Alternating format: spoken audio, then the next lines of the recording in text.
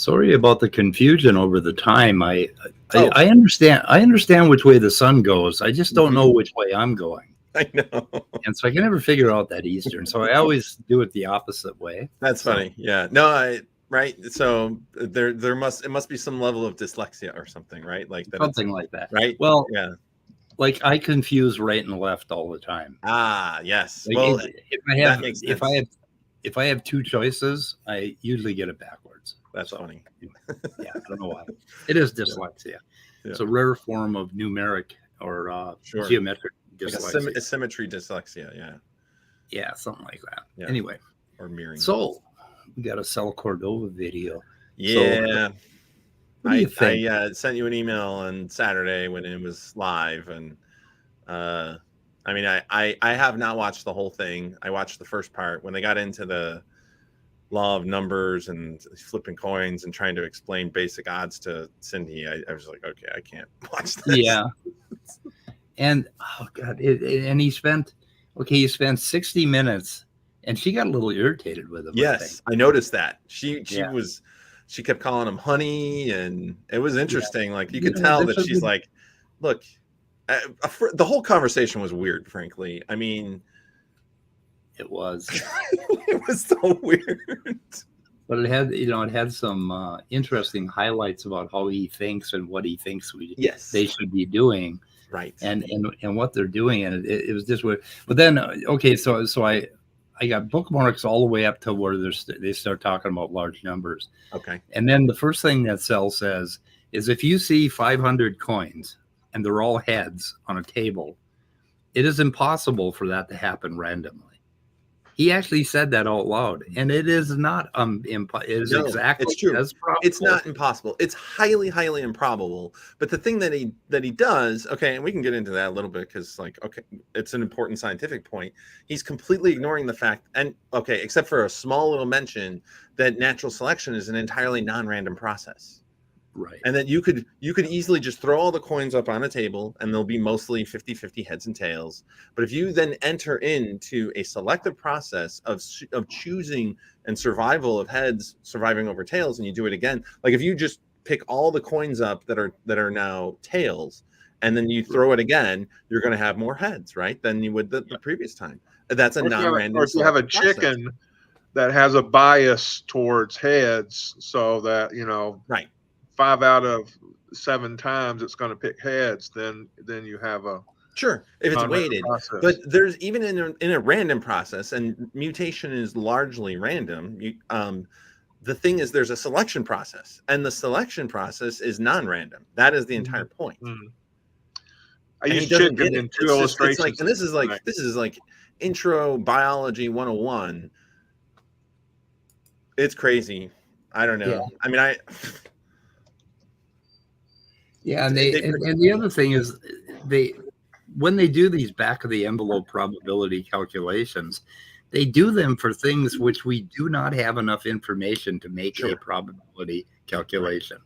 I mean, you have to measure the probability of any one event in order to come up with a reliable probability calculation. Right. And it just so happens when we're flipping coins, we can measure that, right? We know that one. Yes, but we don't know what happened in history of biology. We don't know. And that it's entirely non-random. That's the thing about it. There's a random part, and that's the variation side of it. That's what creates variation. But then there's a non-random part, which then allows for selection and refining of whatever that variation is to be more suitable to survive to the next generation. This is just it's the basic principle of evolution. That's the mechanism. And we've seen it happen over and over and over again. We know that this is how it works. And it's also like, it's just logical. Like, how do you not get that? Like, it's totally nuts. They're just so overwhelmed by their desire to lead to a conclusion that God is doing something. It's that, and they also, the argument, they feel that if they can make the argument that that it's an entirely random process and an unguided process, that we can create this straw man, and if we defeat that, well, then our hypothesis must be true, because that's how they operate. But the thing is, it's entirely a straw man that they're working with. The tornado in a junkyard is a stupid analogy, because that's not how evolution works at all. Yeah. And the interesting thing is that the thing that needs to be made clear is that you do not have to believe in creationism the way they believe it in order to be a Christian. Okay? Yes, that's true too. You can just consider that God is so great, and you don't know all the mysteries of the universe and God and how he created it. Right. And that God could very well have thrown the dice on the Big Bang. Yep. Exactly, so that it comes out with us, right? And with Jesus and all that. And in fact, I think about 1 billion or more Catholics believe that, right? Yes. That's right. They're like old Earth theists or whatever. Yeah. And so this whole argument over young Earth creationism has nothing to do with believing in God. It doesn't. You're absolutely right. It has nothing to do with evolution and science. It's only if your theology requires you to be fundamentalist, that every literal thing written in the Bible has to be absolutely true. Catholics, they say, yes, of course, this is inspired by God, and that this is our story, but that this is allegory, right? They don't think that every single thing written in the Bible is literally true. But the fundamentalists, that's what they think, and they're a minority, but they're a very loud minority, which is unfortunate. Yeah, and that's what they're fighting for, is this little strange kind of anal belief. Yeah, that this is, I know how it is. I know what happened, and I know how to read the Bible. The other thing is that so I got a great book here. Robert Pennock, Tower of Babel. I don't know if you've read this. I haven't. Yeah. He's a professor, at least he was a professor at Michigan, I think. And there's all kinds of myths that are in the Bible.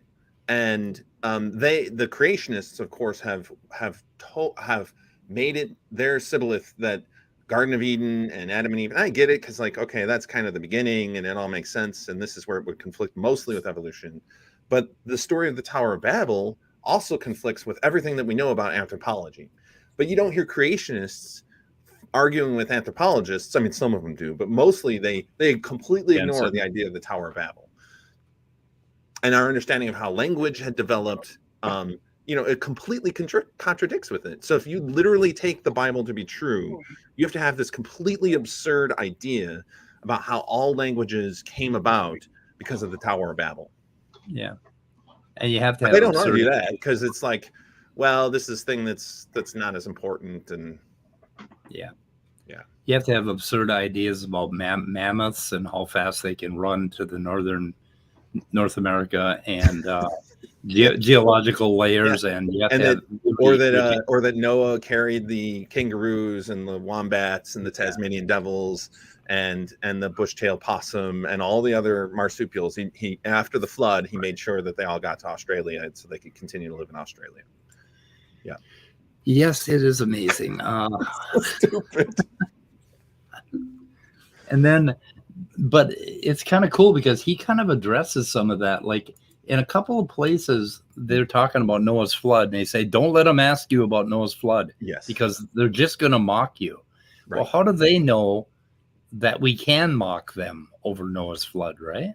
Yes. So, I mean, it's like they know that it's a mockable idea. Yes. Right? And they don't want to talk about it. So, and look, it's not, okay, I think, all right, there's plenty of room for mocking. And I certainly don't want to be someone who is like mocking. And of course, I giggle and I laugh because I do find it to be absurd. But I don't want to mock them per se, right? Like, that's not my goal. The ideas are silly because they don't comport with anything that we know about reality. And and when he talks about, oh, well, I'm just going to accept this on faith, what he's saying is that I'm going to just ignore the contradictory evidence and just assume that this is true, despite the fact that there's all this contradictory evidence. So that's the part that's like, you can't do that. You got to take in account the evidence, right? And he wants to say, well, you're doing the same thing with abiogenesis and you ignore all these high probabilities. Like, first of all, you're just creating a straw man. So I don't even need to address that part.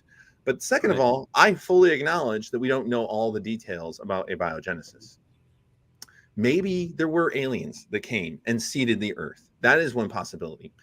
Yeah. I don't think there's a lot of good evidence for that. It's not consistent with how, the long span of life that as we know it, and also our ideas of how natural selection could lead to, say, families of proteins like potassium ion channels and all the other channels and all these families of genes. There's clearly a line of evidence that things duplicate in the genome and then they evolve and slowly change over time. Like, that's clear. How it exactly happened 4 billion years ago, I'm fully willing to acknowledge. I just don't know. But I'm not going to pretend that because I don't know the answer to that must mean that Earth was created 6.5 thousand years ago. No. Yeah, the thing is that they will resort to the abio argument, right, and tell us tell us how ignorant we are about abio. But the point is, they don't believe, even if God dumped a bush or a starship load of eukaryotes in the ocean 700 or 900 million years ago, right? They don't believe in evolution from that point on. That's right. So, but when you nail them down on that, they jump over to abio again, and they want to talk about abio. Right. And then when you start talking about abio, they want to talk about extant proteins today, the extant topoisomerase, what it looks like today, right? And it's like, no, you've got to pick a place, pick a line. And that drives me crazy. And that's part of the rhetoric, I think. So I just, I don't know. Making fun of them is not, I guess I do that. I do. I'm not going to tell you not to. You're your own person. I'm going to just say that their ideas are absurd and that the conversation is, okay, I guess it's making fun of them. I don't know. Whatever. Like, I don't care. Well, I'm a lifelong atheist. Now, what's that solid position there, Dr. Thompson? I don't know. I don't care. I don't know. Whatever. Well, I think it's mockable, and if you're good at mocking, mock. If you're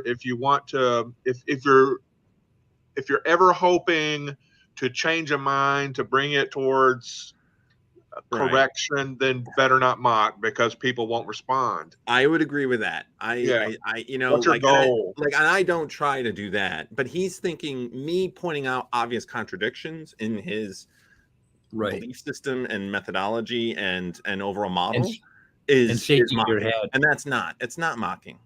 Take a fucking model. It's not mocking. Yes. He was really offended by you shaking your head, particularly when he said the sun was unique. Right. And he had some kind of evidence for the sun. That was stunning to me when I heard that. So he had a silly quote from somebody waxing poetic or something. Getting poetical about the sun is not the same as science, even if you're a scientist. His email to me to support that was a bunch of stuff from Hugh Ross, just quotes from him. Great. Okay. But no evidence that, and it was exactly that. It was just poetic notions that the sun is somewhat special. All right. Yeah. And don't get me wrong. Poetry wise, literature wise, talk about the sun, talk about the sun like it's your girlfriend or something. Who knows? Right. That's not, you can't say scientifically that the sun is unique unless you define how it's unique. And then, you have to define a kind of unique that isn't stacked in favor of the sun being unique too, Right. it's unique because it's got X amount of sodium in it or whatever.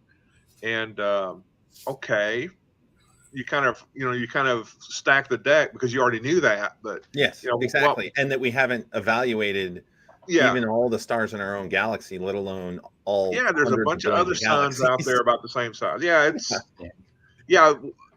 You know how sometimes you get a headache from like ice cream because you eat it too fast?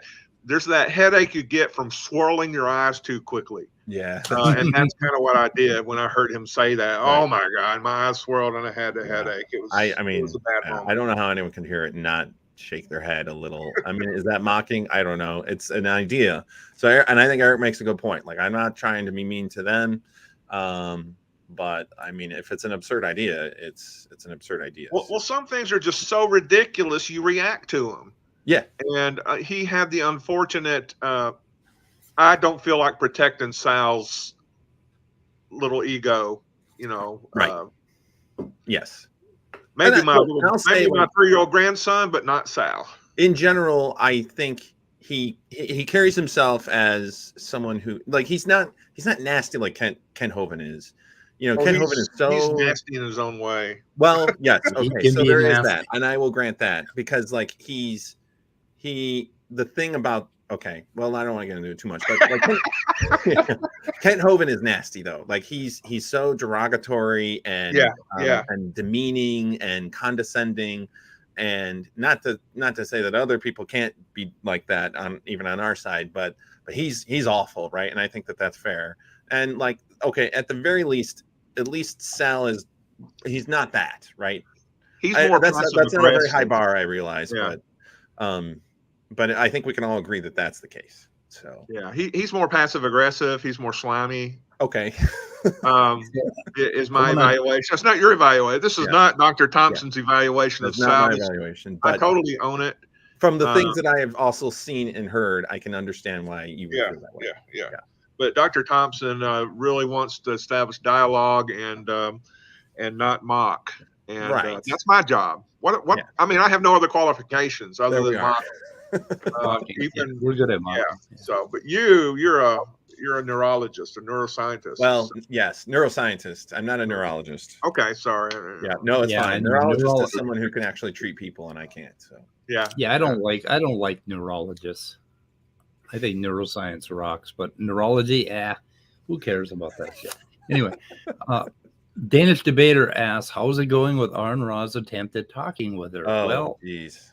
Now Cindi has said she has 400 emails. She hasn't read all the emails from Arn or you. Right. In fact, I think you sent her something recently that she said she'd read. Yes. I recently sat down with the paleontologist here at Virginia Tech just to talk about his recent work on looking at the Ediacaran biota, the Precambrian animals. He's done some really cool, some amazing work on that, and his recent paper was evidence that there appeared to be like a massive extinction that occurred in those animals right before the Cambrian explosion. And and so I sent them a link. I sent also Aaron because I figured like, oh, he might want to see this too, and just pointing out that a few details of what was mentioned in the video being very inconsistent with the idea of Noah's flood, and so that's what they were talking about. And she said that she has 400 unread emails, which, like, Jesus, I've got 10,000 in my inbox. Really? It's mostly junk, and like I oftentimes don't open up junk, but it's just sitting in my inbox, and I got to go through and delete it all. But yeah, I go through I think I get about 100 a day, and I sort them into a little folder called creatards, though I shouldn't use that word. And another one, I delete a bunch, and then I've got courses, Coursera and all that stuff. And then I've got my magazines, and then I've got my academia stuff. Yeah. But anyway, I mean, a lot of email, and as an academic, I get a ton of email and a lot of stuff from the university, and I oftentimes just from the subject line know I don't need to read it, but then I don't delete it, and that has added up over the 5 years I've been here. So yeah.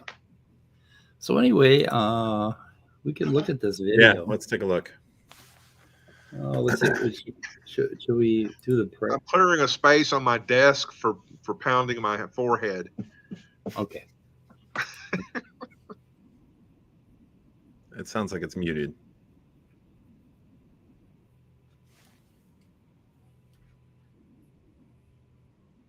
I don't hear anything. Am I supposed to hear anything? Oh, you don't hear it? No. Nor do I. Oh, no. In fact, I was quite surprised that we were supposed to be hearing something. Yeah. Really? I can see his lips moving. Total silence. Okay, let's just go over here to stream and see. And stream is on and Google Chrome is on and it's not working. Oh, no. Oh, no. Well, this is a problem. You really don't hear it, huh? I honestly, sincerely do not hear it. You sincerely do not hear it. Let's see. How can I fix that? Let's see if I shut Chrome off. Turn Chrome I could back potentially on. bring the video up on my screen. Mute when capturing. Yeah, this is. You can't hear it? Not right now. The hell is wrong? Logitech wireless. Okay, I got the channel. It's set up. It's streaming to. You've tuned in to Tech Talk. I know. Somehow. Let me go to my StreamYard settings. What happened? Stream one virtual. Chrome. Now I can't hear anybody. Can you hear me now? I can hear you now. Yes, I can hear you. Okay. This is a problem. So how we doing out there, side chat? How about now? It's very low, I think. Really? Yes. Oh, let's go get rid of crisp off. Cancel noise. Okay, we're not going to cancel noise. Let's try it again. No? No, sir. Shit.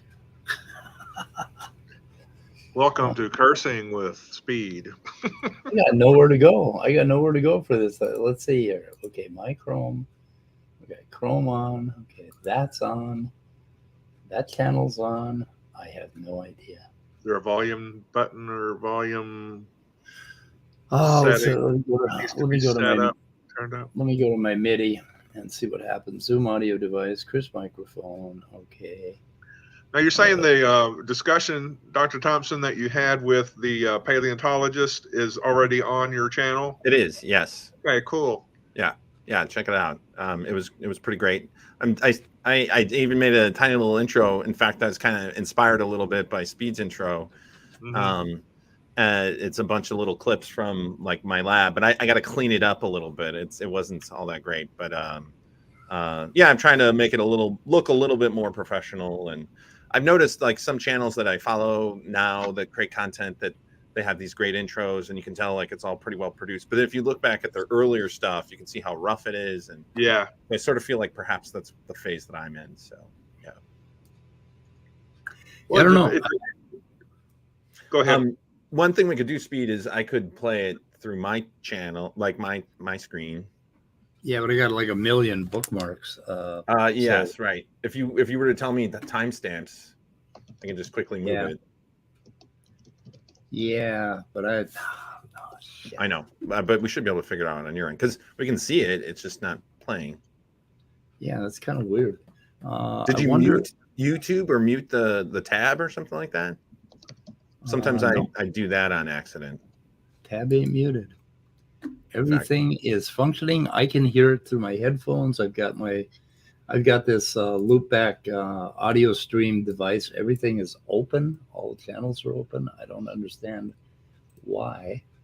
If I do it this way, we get an echo. Yeah, that ain't good. Okay, stream one on, off, on. Okay, turn it off. Wait a minute. What?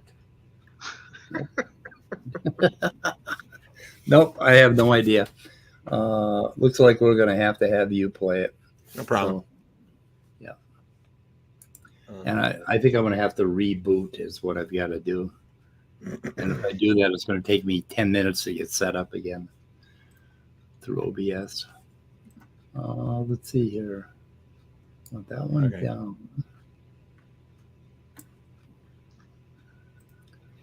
So first bookmark I had was, well, we had their prayer. I thought that was kind of interesting, but 357. The prayer was interesting because he was asking for, what did he ask for? You said 457? 357. 357. Yeah. Yeah. In his prayer, he asked for, it was kind of weird the way he said it. Yeah. I wasn't paying too close attention during this part, but I heard a few things that I was like, what? Is that what you're supposed to do with prayer? Yeah, I know. It was, Lord, please make them listen. Yes. Something like that. Yeah. Lord, make them listen. Make them listen to us. It was like, what did you just say? Okay, at 357, I think he starts talking about large numbers.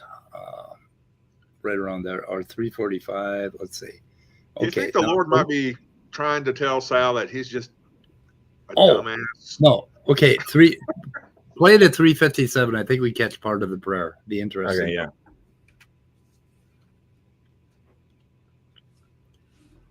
Let's see if we can hear you.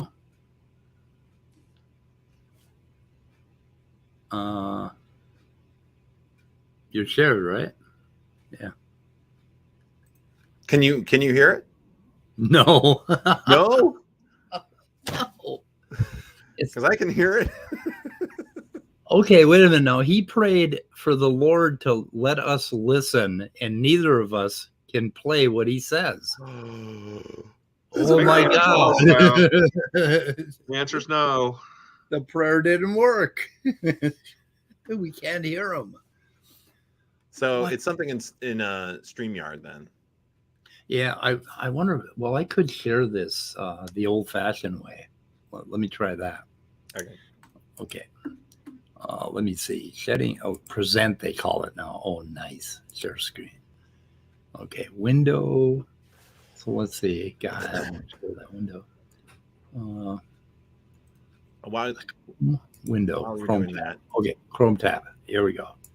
Okay. Now share audio. We'll try it again. Whoops. What in the hell am I looking at? Oh, wait a minute. No, that's the wrong one. Wrong one.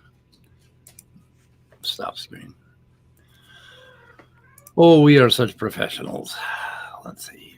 Yep. Okay. Share screen. Chrome tab. Try again. Selling Cindi. Mike Bruza. Okay. I wonder if this one. This one? No, that doesn't seem to be it. Here we go. Got it. I think we got it now. Okay, let me play. 357. Will you cats stop that? And let it be that we can argue so well that the other side will be without excuse. We ask this in Jesus' name. Amen. There was a little more. There was more, but yes. Yeah. So the other side could be without excuse. Yeah. Lord, perhaps we can get a bit of a reprieve at last in the time of Hosea, when even though judgment was impending, we have had at least a brief time of peace, Lord. We ask that you cleanse our churches of the evil and that you cleanse the pulpits of evil pastors. Yes, that's the part that I was like, what is this all about? Yeah, I know. Yeah, he's waiting for the end times. I guess so. How come they never say, Lord, just send me to hell instead of everybody else? Just take me. Yeah. But it's always let's just let them listen so they're without excuse, so that I don't get blamed for them not doing what they're supposed to do. It's like they're not in a religion, they're in a bureaucracy, and it's all about getting the blame off of yourself. Yeah. I just don't consider it to be the most enlightened point of view as far as faith could be. I mean, there are different versions of Christian faith that I find more admirable. Mm-hmm. The ones that are more solemn, the ones that are more where you're busy in prayer and meditation. And along those lines. So I've gone to, and I do like the Unitarian Universalist Church here in the town that I'm in, and they do a great job. They're very much about, social justice and betterment of the poor, and they take all of that super duper seriously. And then of course Unitarian Universalist, there's it's more about the mystery of the universe and the mystery of life, and that maybe there's room for God there. And for those people who don't necessarily think that, maybe it's not, but we can look upon the majesty of the universe and appreciate that. And so like, I don't know, I think it's pretty fantastic in a lot of ways. Right. And the thing is, you can be a humanist and embody all those qualities. And that's what's cool, is if you're willing to look for the good in all walks of life, right, then you don't have to be so what's it called, where you're divided up in your own little groups and tribes. Tribalism, right? Tribal. You don't. You just don't have to be so divisive against people. It's like, oh man, you're a Taoist. You have this attitude about your existential experience. Oh, you're a Buddhist. You have this to say about self-discipline and things, and you can bring it all together into something that makes a better kind of human and kind of human community out of you. Yeah, I agree. Yeah, and the kind of Buddhism that I prescribe to is or subscribe to is basically allows you to be a Christian and to have deep faith in Christianity, but you don't have any beliefs and you don't question any beliefs, and you don't even think about, did this really happen? Right. You just follow the faith part of it. Right. Right. And that I think is a Christianity that I really, really have a great deal of respect for. I feel the same way. Yeah. And there's a lot of people out there who feel that way. Yeah. These fundamentalists, they get a lot of attention, and they're very loud, but they're not the majority. It's sad that like people who feel exactly the same way that you're talking about, or the Unitarian Universalists, that they don't get nearly as much attention. Of course, they're not jumping up and down and acting like maniacs trying to get everyone to pay attention to them.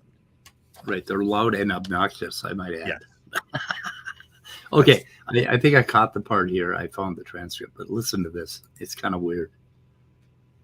I played the wrong one. Oh, no, I didn't. She will become a target as she begins to defend creationism, and I pray you will equip us to teach one another how best to deal with those who preach evolutionism and have been destroying people's faith with the untruths and half-truths, Lord. And Lord, crush the evil in people's hearts, and bring in repentance, and those who do not wish to serve you, Lord, at least thwart them from injuring the spread of your truth. You've said that the gospel will reach all the ends of the earth, then the end will come.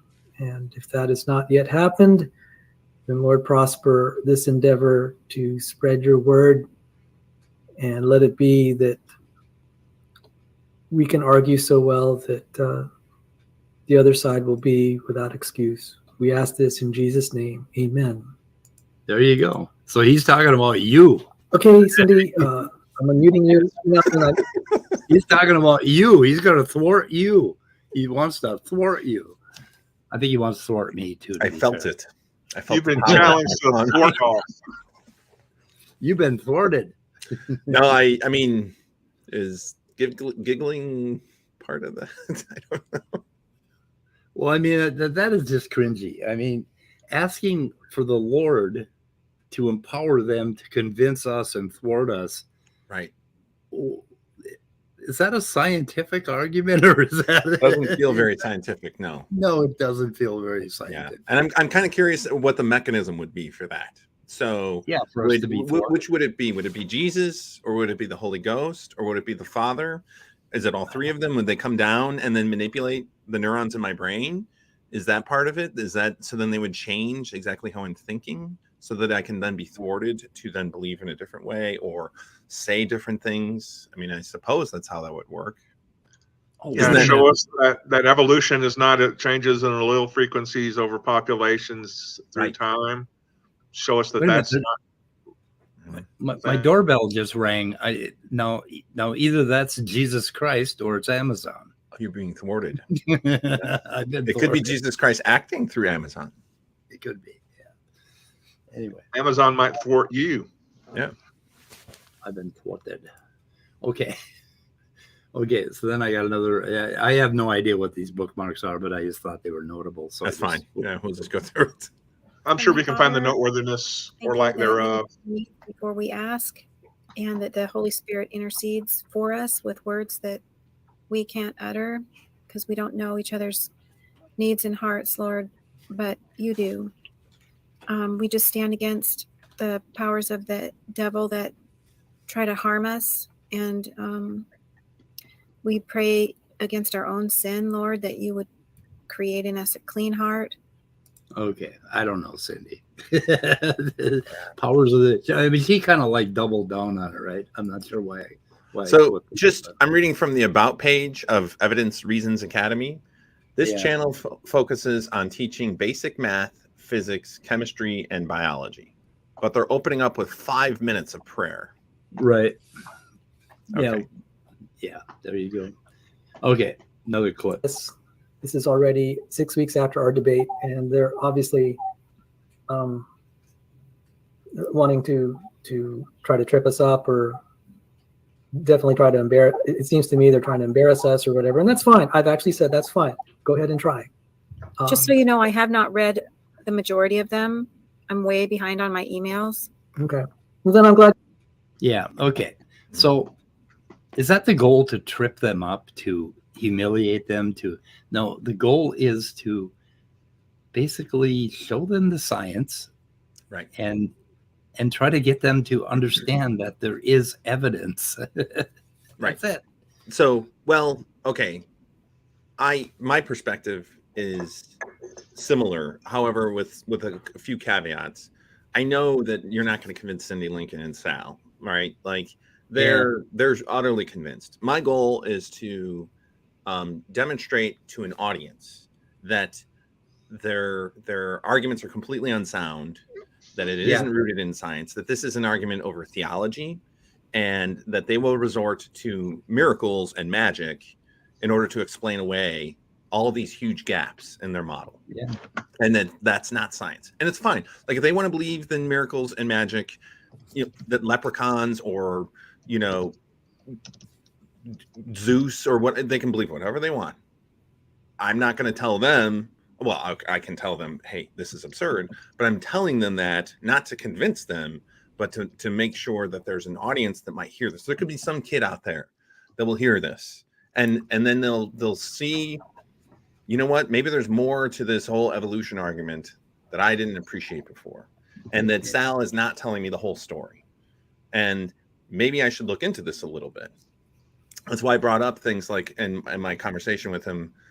Oh, wait, I don't know if that was part of this conversation. That might have been when I talked about ancient genomes and genome decay, which I have not published yet. I'm breaking that up into separate videos. But I talked about Cosmos, Carl Sagan's Cosmos. It's a fantastic book that changed my life in many ways, because it was the first time that I had ever really learned about evolutionary biology in detail, of what the history of life on Earth was like, despite the fact that I went through public school, and they just, they don't teach it in public school. They want to pretend that like public school is indoctrinating kids to be Darwinists and like get away from God. Like that's not part of it at all. But like they don't even do a decent job teaching the science.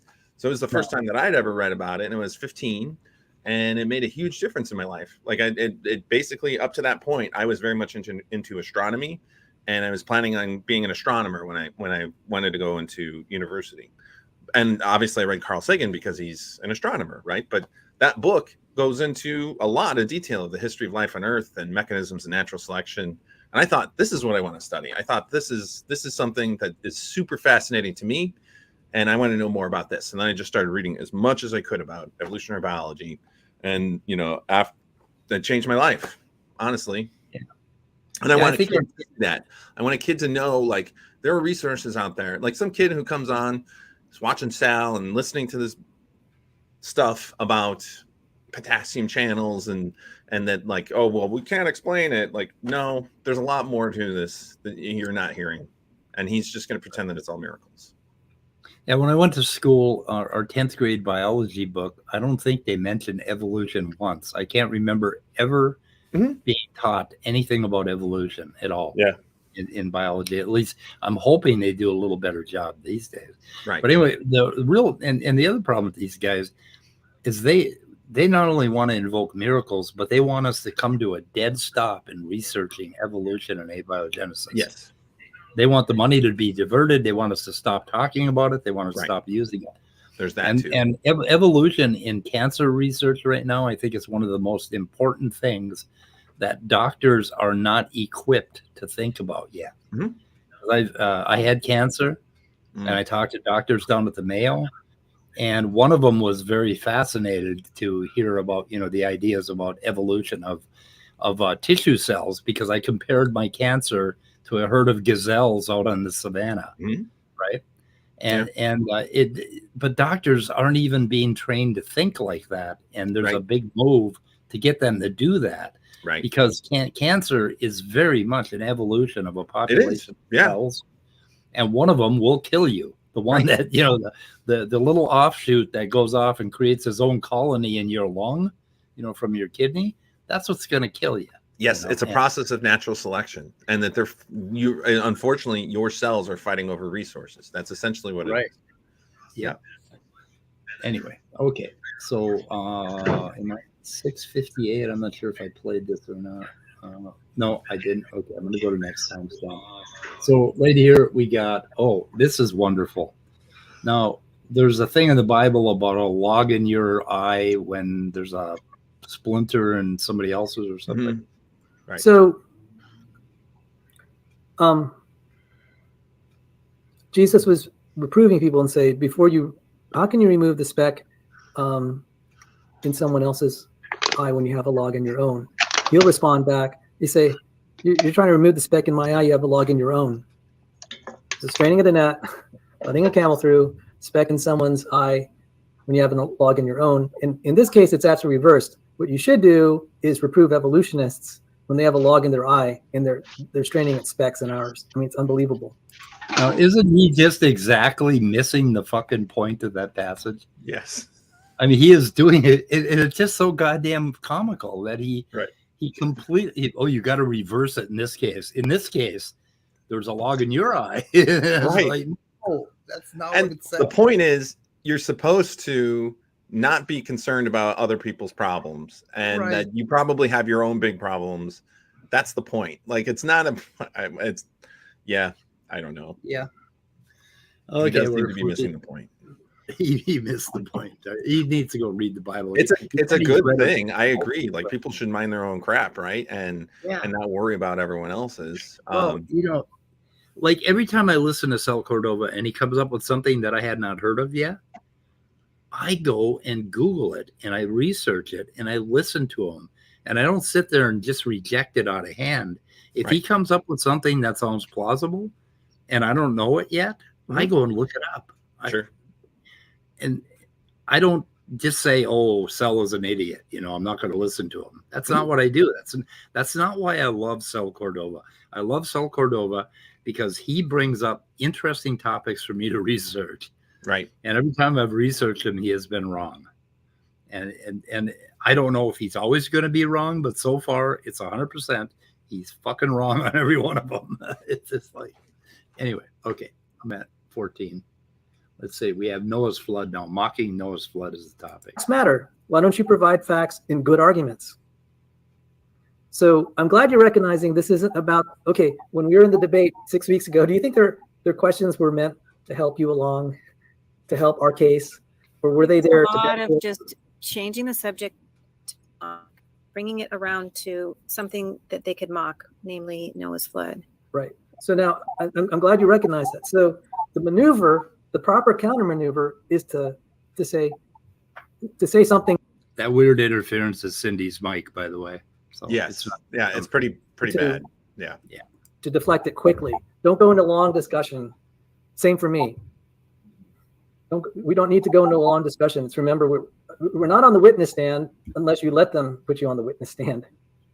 So what the fuck is the debate if it's not, about your arguments and you being on the witness stand to defend your views? 100%. He's saying, no, we have to deflect it. Right. So it's just like that whole comment about that we're, so that, so that they're to blame, it's like they just want the onus off of them. They want the focus away. They don't want to be asked to explain their points of view in any kind of rigor, any kind of rigorous detail. Well, it's this silly idea, and Sal even kind of talked about it, I think, in this discussion, that in mathematics that you can have two proofs or two arguments that are contradictory, and if you disprove one, then you can prove the other. And that is true in mathematics in many ways, but science doesn't work that way. You don't just get to put up two hypotheses and then demonstrate that one of them is wrong, therefore the other one absolutely has to be true. You still have to have this model still needs to be consistent with the evidence. It can't be contradicted by things, because both can be wrong, right? Like, you don't get to just prove yours by demonstrating that one is wrong. And that's what he's actually doing. He knows that there's all kinds of holes in his argument, and that instead he wants to talk about abiogenesis and the origin of proteins, because he knows, of course, we don't have a lot of great evidence explaining all that. So, and I freely admit it, but that's really, and like what Aaron's point is, like, you're not even really talking about evolution. Like, there's so much more to the whole topic. If you want to talk about that, we can talk about that. But my argument is, like, no, you need a model. Your model needs to be consistent with the evidence, and it puts the onus on them. So it's not to mock. It's like, science works by having two, you're going to have competing models, and we have to weigh them both. And it's not that if you just point out a couple of holes in one, that all of a sudden this one is now completely true. You have to have evidence, and you have to have a working model that makes sense. Right. I'm going to play that part, seeing as how you brought it up. So I'm jumping ahead to 39, but listen to this. But in mathematics, there is argument by contradiction. Now, there's a saying, you don't build your own house by destroying your neighbors or your enemies. That's often true, but in mathematics, there's a lot of that, where you have a choice between two arguments, and the more you destroy the other guy's argument, the more it gives you credibility. They say, well, even if evolution isn't true, it doesn't prove creationism is true. And it's like, well, no, that's good enough for me. And so I'll unmute you. Okay, go ahead. So, the thing is, in mathematics, proof by contradiction is, if you want to prove something, then you first of all reverse it and take the opposite, basically, hypothesis. And then you prove that there is a logical, mathematical contradiction. It's not about poking holes in one guy's theory to prove yours. That's not how mathematical proofs work. Right. In fact, you're not even talking about another guy's theory. You're simply taking your idea and reversing the logic of it, and then proving that there's a contradiction, which proves that yours is true, right? Because you reversed it. You've done a not. And he doesn't even get that. He doesn't even understand mathematics, for God's sake. Right. He's even wrong there. But it's incredibly simplistic to try to apply this to all science and evolution in particular. I mean, it's totally ludicrous. I say that word a lot when I talk about Sal, but that's true. Well, were you wrong when we read that American Loons thing on him? No. What? There's a website called American Loons. No. And they have an entry on Saul Cordova. Really? Oh my God. Yeah. Maybe you can pull that up, Scott, if you got a link. I got a link to it somewhere, but yikes. Oh yeah, it was kind of yikesy. It was. They said he was inconsequential. He had low impact, and he was. Oh my God. Where is it? Okay. Interesting. Well, maybe we'll get to it a little later. I mean, I'm sure it's true that he's largely low impact. Yeah. Yeah. Yep. Okay, I'm not sure what I bookmarked here. And in fact, because I interacted with Dr. Chris recently on his channel, Oh, he was just shaking his head, laughing and scowling. But you know what? He had to take it because that was our deal. I said, I'll speak for 40 minutes, 20 minutes, I'll give my presentation, 20 minutes, I'll grill you. Did that actually happen? so he really gave it to you, man. I mean, like, Click on the private chat. you raked him across the coals. I mean, it was just. You did. I took my hat off right in the middle of it because I had so much respect for you. It was epic. Well, I appreciate that. Yeah. So because our second conversation, I've had 3 conversations with him. My first one was on models, his whole animal model idea that God created the animal models to help facilitate discovery to help humans. And then I had a second conversation with him, which is not yet up on my channel. I'm planning on breaking that into pieces because we covered like multiple topics. But I brought him back on to talk about genetic entropy in ancient genomes. And I went through several ways in showing what we know about ancient genomes doesn't make any sense with his notion of genetic entropy. And that was tough. Like he did not really, I could tell that he was frustrated with that conversation because I'm just poking holes over and over and over again into and talking about a topic that he clearly knew nothing about. So then, the third time was he insisted that he had to have 20 minutes to talk just on his own. And then he would get 20 minutes to grill me on whatever he wanted. I was thinking like, all right, he's probably going to put some time into coming up with some good questions. And they were not good questions. They were not hard to answer. and it did not go well for him. And so I knew because he had given a debate. He had a debate on Modern Day Debates 2 nights before, and I watched that, and I figured, all right, I know what he's going to do. He slowly evolves his slides over time. So I knew that if I just watch that, I'll know what he's going to talk about, and I'm just going to prepare a bunch of slides. And we already talked about how when we went over that conversation, that he set it up so perfectly because I'd invested all this time into potassium ion channels. So I could talk about evolution of potassium ion channel families and how we can use that as comparative genomics to clearly demonstrate that life on Earth has evolved over time. And that didn't go well. But he had a meeting at 9:30 at night on a Sunday. So he had to run suddenly. Yeah. So I would have been interesting to continue that conversation. But, these meetings come up. Sometimes you just don't realize that you have a meeting at 9:30 on a Sunday night.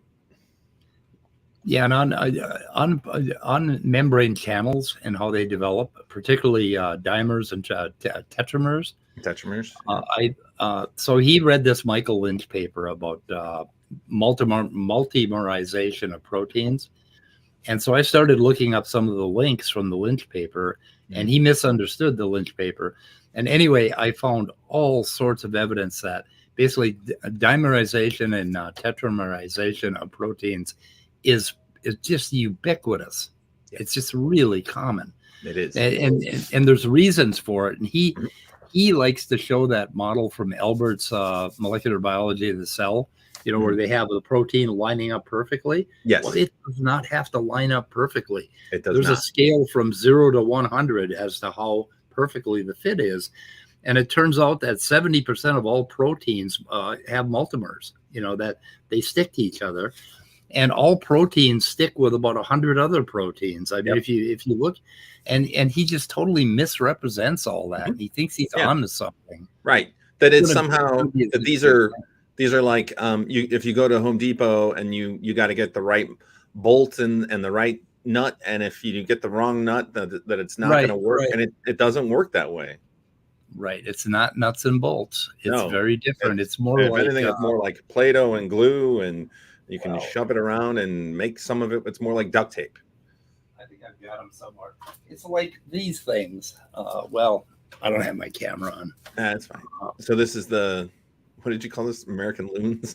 It's like these things, right? Yeah. These magnetic things. And I mean, they stick together in a number of different ways. Right. Yes. And some of it is sort of rule-based, but the ultimate shape that you can make can vary an awful lot. And if you put in some sort of iterative, non-random process like natural selection, it's not that hard to imagine how things like this can come about. given billions of years of time. Yeah, and the papers I have are how they become functional and how they fit into functional pathways and stuff. Right. Anyway, this American loons thing, here's another slimy, dishonest creationist and liar for Jesus. Cordova's style is well exemplified here, and there's a link. He is neither the most influential nor the stupidest of creationists, but he's probably the most vile and dishonest. It's just like, this is just a scathing review. No scruples concerning quote mining, twisting representations, and blatant bald-faced lying to make a rhetorical point, which at first might seem convincing to the ignorant. Another example, and they go on. Anyway, wow. I linked it. So that's our official Sal Cordova. I have not seen that. That's pretty brutal. Yeah. Oh, it was brutal.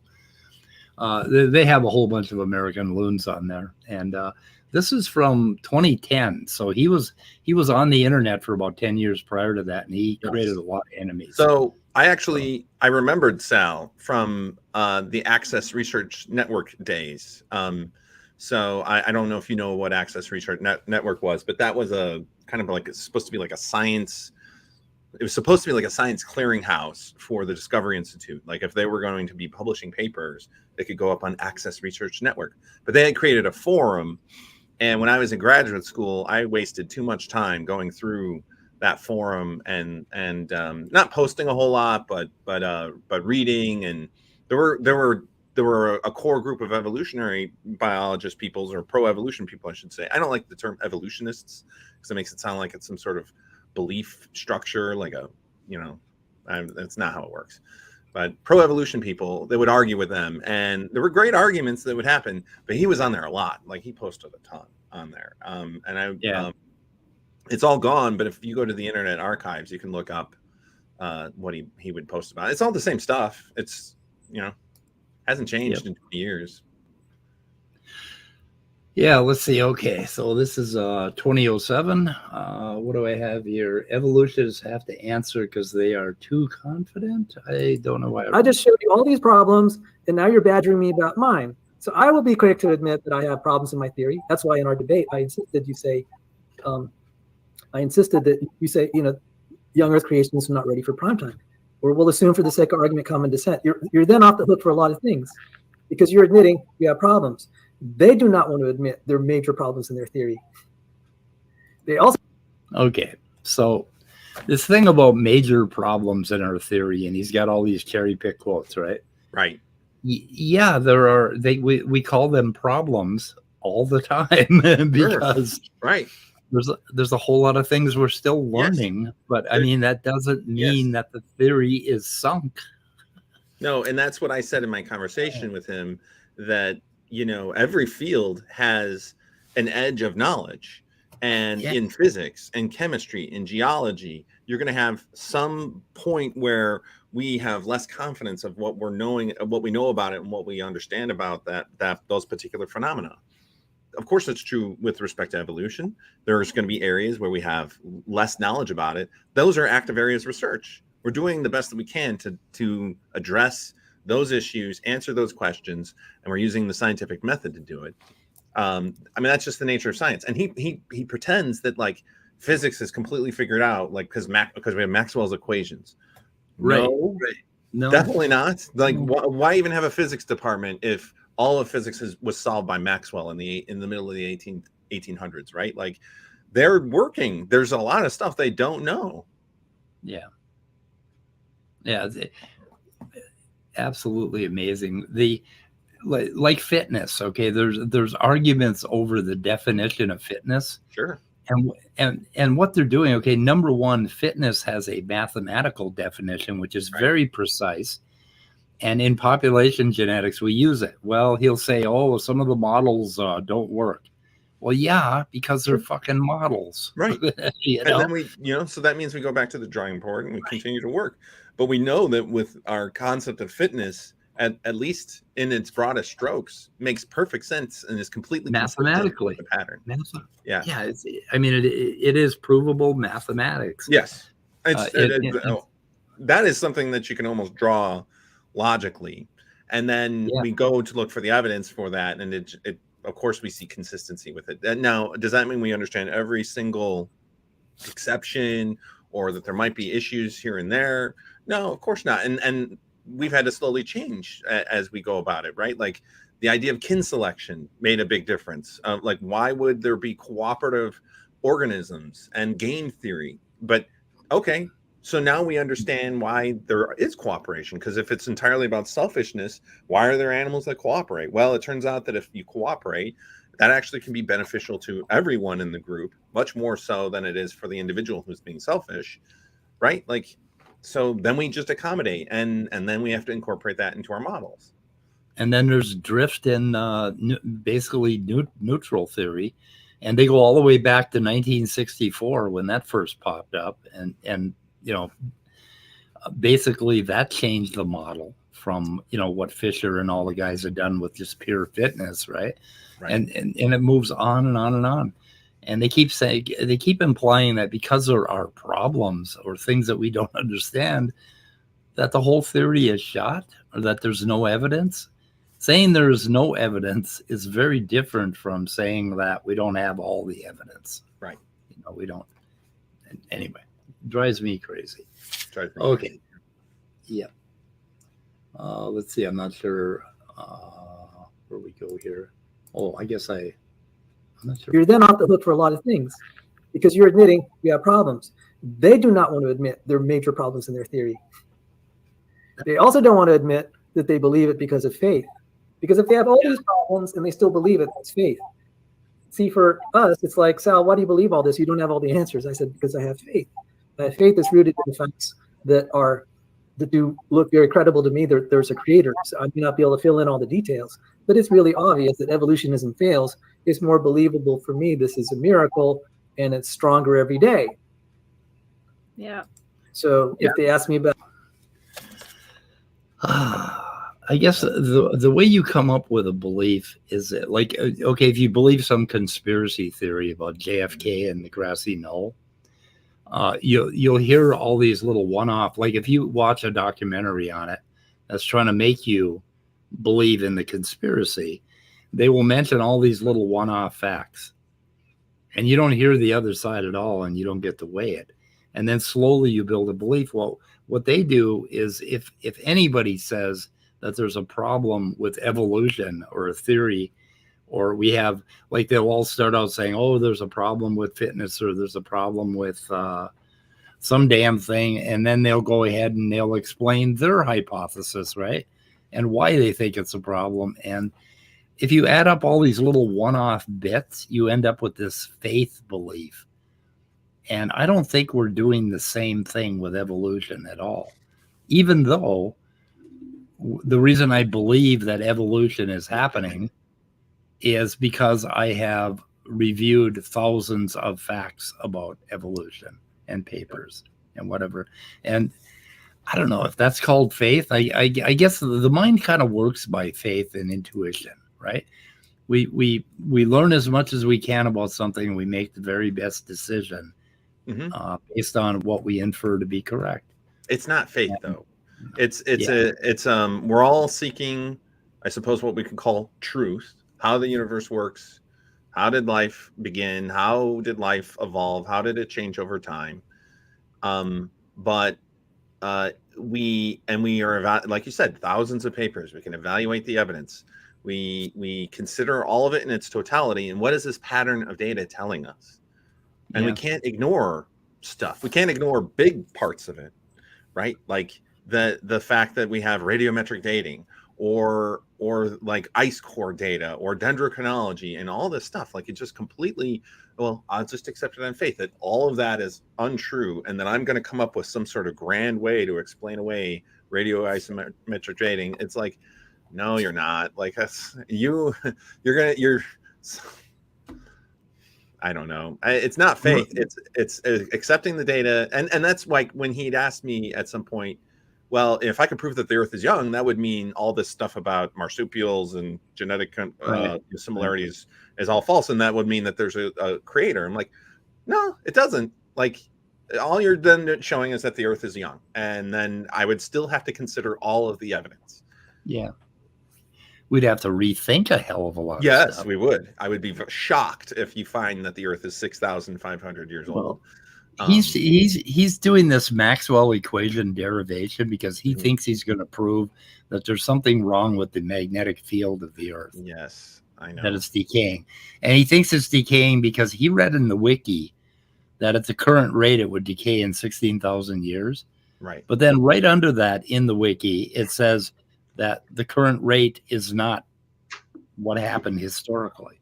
There's all kinds of, he doesn't read the next line, or it doesn't stick in his head. It's advantageous for him not to read in context. Mm-hmm. Yeah, and he's motivated.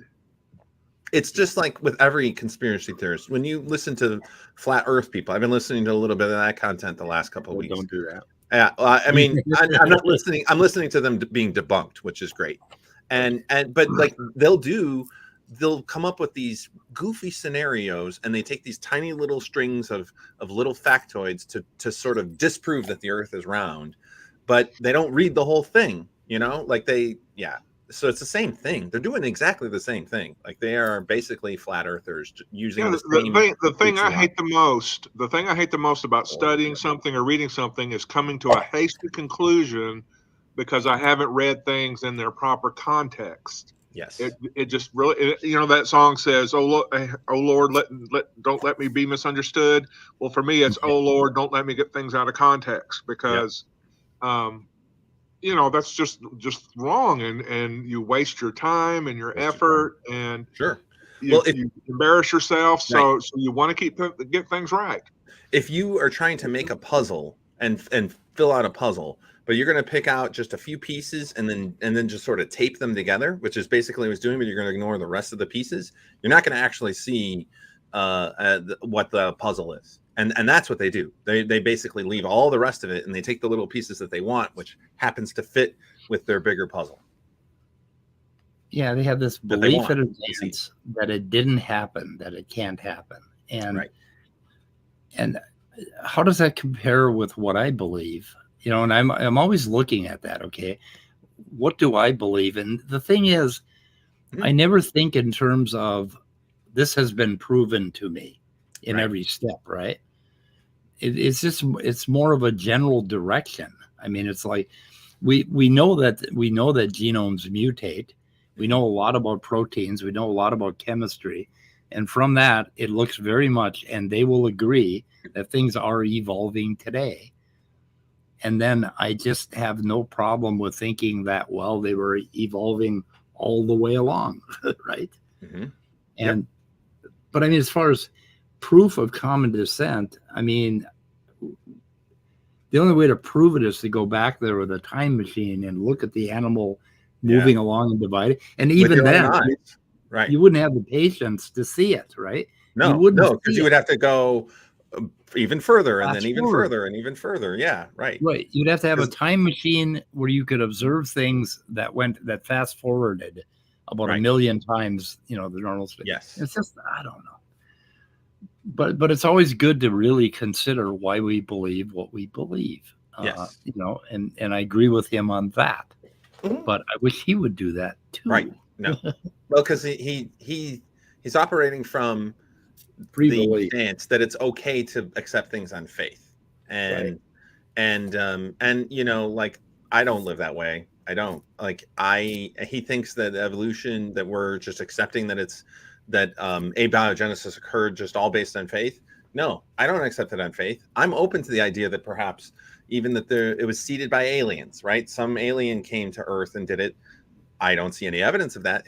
What I see is largely inconsistent with that hypothesis, but it's certainly an open hypothesis. And we have models of how this can arise naturally. Now we don't have the proof or whatever, and even then, the proof would just be more evidence in favor of it if we did have it, because there never will be a proof. It's just creating a model and gathering evidence, and then as you find things that are inconsistent with your model, well, then you have to change your model, and then you change what you believe, right? Right. Like, yeah. That's how scientists operate. It was like how. Go ahead. I was just about to say the whole thing too is about dogma. People like Sal let dogma even limit where their inquiry will go, whereas you let the evidence, no matter what it is, 100% guide your inquiry. Yes. You can't That's why say, they don't the want to Word talk of God about says this, therefore I'm not even going to look for that. Right. That's why they don't want to talk about Noah's flood. Yeah. They want to talk about abiogenesis because they know, well, that's obviously the place where we have things that are largely tenuous, largely model based, things that we can just do today because we don't have a time machine to go back 4 billion years ago. They don't want to talk about Noah's flood because they know it's full of holes and that they can't explain it. Right. It's a children's story. Yes. And so, I'll just accept it on faith. And he loves that pencil thing. He always shows the pencil bent. Oh, yeah. And I'm like, man, you're the one. I took the pencil out of the water and I am showing you that it's not bent. And then I put it back in and you are refusing to say that this pencil is not bent. Like the analogy is completely opposite. That's right. It appears bent. Right. Because we went down and looked at the first principles of light and optics, and we know what's happening. Right. We have a naturalistic explanation for what's going on. Right. Well, a good analogy is if I saw the bent pencil, I would say, oh, God must have bent it. But what science does is takes the pencil out of the water, puts it back in the water, and tries to figure out why the hell it looks bent. Exactly. So, I mean, you don't stop your inquiry and say God bent it, right? And it's like, yeah, I don't know. Besides, then a bunch of Greek philosophers figure out the whole bent spoon. I think so. I think we've known about refraction in that way for a long time. Yeah. Optics, I mean, they didn't know the principles because it was Newton who worked out that, light travels slower through certain media. And well, all that shit, the revision of science, you go back to the 1800s and say, well, they used to think this and phlogiston and all that. And now they don't. It's just meant to present doubt as a rhetorical instrument, right? Mm-hmm. And it doesn't work that way. But no. Okay, let's see. I got another clip here. Maybe I'm not sure what I got. What do I got? Fit the animals. Let's see. Yeah. So if they ask me about Noah's flood or how do you fit all the animals in the ark, et cetera, and Dr. Chris was saying, oh, I talked to a paleontologist. Look at all these layers and all. It's like, okay, you can just say, I don't know. That's an interesting question. And I have faith. Just like he does that all the time. Mm-hmm. That's how he gets out of things. Right. He's talking about his rhetorical style. Right. He's That's not all talking about science at all. And he's coaching her on it. The thing is, the funny thing about her, because I know that she was involved with like Dinosaur Land or whatever. Right. That like they're talking to the faithful, so of course they're going to talk about like Noah had dinosaurs on the ark, and then Noah's flood is a big part of it, and he's saying no, don't talk about it because it sounds like you're an idiot when you do, and he's not wrong because and he knows that, and so that's why he doesn't want to talk about it. But believes it's part of the model, right? Yeah. But we're not allowed to ask that. No. Well, I mean, the thing is, I don't care. I will ask him about it, and I will always bring it back to who is the creator? When did it happen? What is your model? What about Noah's flood? I don't care. Like I don't want to get, and that's the thing that I think he finds frustrating about me. And I'm not doing it to mock. It is, you need to have a competitive model to our model. We're not going to sit here and quibble over the little tiny things that is on the edge of our knowledge and evolution, because I know that's what you want to do. I want to hear your model. I want to know that it works, that it's consistent with science, and it's not. And that's the point. Yep. Okay. So we're agitated here. What's that? I'm getting agitated here. Hey, can we do a quick aside to let the good doctor calm down? Hive Science is in the side chat, and Bree has started a new channel. Yeah, it's called Battle for Gaia. And I saw the video that he released yesterday. It was really good. Can we make sure that gets put in the description? I'm going to subscribe right now. Do we have a link in the private chat to it? No, he put it out there. It's He's got the link. It's called Battle for Gaia, which is a great title. It's a she. Yeah. I'm sorry. I do apologize, Bree. Thank you, Maya, for showing us. You're still doing me. it. We should always ask pronouns and not assume he. That's for sure. Okay, but I've caught Bree doing it herself. So anyway. All right. Well, I just subscribed Hive. Okay, so I'll put that out My there. face is red, guys. You're fine. And Bree and I are going to have a talk about this at some point very soon, but we haven't been able to. We were supposed to connect yesterday, but we didn't because I'm a lazy son of a bitch. And we are going to talk, right, Bree, about Gaia and Buddhism and my weird ideas. Anyway, and fungi. Man, we got to talk about mushrooms. My latest passion. Okay, let's see. I'm at 2127. They weren't there either, I think. See how quick they always say they made fun of me for saying that I wasn't there, but they weren't there either. And I know this might be annoying because it's a Ken Hamism, but it's true. We're both biased. The question is which bias is the best bias to be biased with? Correct, Cindi. Okay. That is the best. Yeah. Pretty good. Yeah. Yeah, that's pretty good. Anyway, I don't know why. Let's see. Okay, possibilities. Let's see. Some of the same lines. They'll say, well, we don't know how that happened, but there's a dozen possibilities that could have, would have, should have, could have maybe done it. Yeah, that's it. That is it. That's what we do in evolution. We look at what is possible, and if it's possible, okay, then maybe that's what happened. So, right? I mean, it's like I think Netflix has a comment in there that hits it right on the head. Which one? I think best biases that you can have is to be suspicious of your own biases and other people too. But absolutely, you got to be suspicious of your own. Constantly testing your model. Does it make sense with the evolution, with the evidence? And it's 100% like be always cognizant of your biases. That's how we design science experiments. Every single experiment I set up, I have to think through how can I set this up so that my control groups are truly testing the hypothesis and that I'm not going to end up with some sort of result that's going to lead me astray, and that it actually is just because I didn't think through thoroughly all my controls. Every experiment has that. Yeah, and protein evolution was something that not too many years ago, I was just extremely skeptical about how it happened because I didn't know the details. And then when I started looking into basically the stereochemistry of amino acids, how they fold and how this stuff happens, I became more and more convinced, but I was not convinced at the outset. Yeah. I mean, if you asked me, I'd say, yeah, I'm a naturalist, so I'm pretty sure it happened natural means, but I don't fucking know how. Yep. And I had to go look. And the same thing with embryology. I did not believe that a zygote could turn into a human being.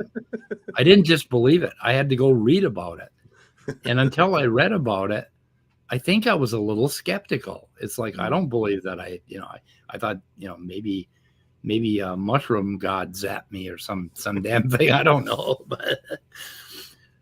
But I mean, if you ask me, I would say, yeah, it had to happen naturally. And I'm pretty sure that's what happened, but goddamn, I don't know how. And until I know how, I'm not going to just go and spout about it. Right. Anyway. So it's weird. The skepticism I do have about all these things is what drives me to read about them. Mm-hmm. But the skepticism that Sel has about them is what drives him to blather on his YouTube channel about how it couldn't happen. Yeah. So, and ignore everything. That's the difference. Mm-hmm. I don't know. Anyway. And let's see. So Cindi there, she was saying this thing about that we both weren't there, and that has to do with bias. So yeah, we're getting into bias. But the thing about where did we say that? Well, you weren't even there. I don't recall saying that. I don't know. Like, of course you weren't there. Like, it's a historical science. That's the thing about evolution, and honestly, creationism. I wouldn't call it a science, but it's certainly about the same topic. It's about the history of life on Earth and about the history of the Earth and the universe. So yeah, of course we weren't there. We have to evaluate the evidence and deduce what happened and create a model of what happened, and it has to be consistent with the evidence. So that like, obviously we're not there. Like no one, you're right. You weren't there. I wasn't there. I grant that. Like I'm not trying to point out, well, you weren't there. Like I don't even know what she's talking about. Yeah, I don't know what she means by that. Yeah, I wasn't sure. But okay, so possibilities, and then 2711. Okay, all right. You have to recognize who you're dealing with and what they're trying to do. Jesus was not very lovey-dovey. No. Wasn't he? When they asked him, do you think he? I mean, some of his responses. Do you think it's in the framework of 1 Peter 3:15? Yeah, I don't know. This is just about his rhetorical, being more like Jesus and being an asshole, like the asshole version of Jesus. And he has some scripture or something he quotes. Sure. Or that, like, Jesus kicked the money changers out of the temple, right? Like, all right, yeah, I suppose that's not very lovey-dovey. What are you going to do, man? You're going to come to my lab and start whipping me? I guess so. Like, you're going to thwart me. Yeah. Well, like, all right, pray like, for God to thwart you. But I honestly thought that a lot of what Jesus had to say was about, turning the other cheek, and that he loves all people, and that we're supposed to support the poor. Like when you actually read a lot of what Jesus says, it's actually very much about, care for humanity and that kind of thing. It's, I don't know. I don't remember a part where he's like, yeah, it's okay to be an asshole. I thought he was these evangelicals. It's pick and choose. It is pick and choose. They're going to basically create a toxically masculine Jesus after their image. And they do the same thing with the science. They're doing the same thing. Like, you hear an evangelical will just pick up on a quote. He quoted Peter, whatever. So I'm going to take this one quote, and now I'm going to create some sort of narrative around this particular, Bible verse. And but then they do that with everything, including the science. So, the Earth's magnetic, the magnetosphere is declining, and it might be gone in 1600 years, but not going to read everything else about it. It's like they cherry pick the Bible more than anything else. Yeah, it's true. Like take it quote mine in the Bible. Quote mine in the Bible. So 2959, I have a blank. Encouraging to try that because that sets them off. Oh my goodness, it sets them off. But isn't it true? If you say faith. I mean, do they really have facts on their side, or is it faith? I mean, definitely not facts. Definitely not facts. Right. How do you know, Cindi? Do you have basically, have you been to university and actually worked on this problem? I don't know. Yeah. Okay, I think this is a little Dr. Thompson bashing, maybe. Maybe. Dr. Chris sends you an email like you did today and asked. I hate to thwart your efforts to show Sal bashing Thompson, but I'm sorry, I just had to take a migraine pill, so my brain's not forming words very well. But you mean it was before? It was, well, it seemed to flow. My ignorance used to flow at a better rate, but now, anyway, with somebody like Cindi, and I hate being in this position because I know I'm in that way when it comes to science a lot, but she doesn't even know what she doesn't know. Yeah. Which is the whole Dunning-Kruger effect and what happens with it. But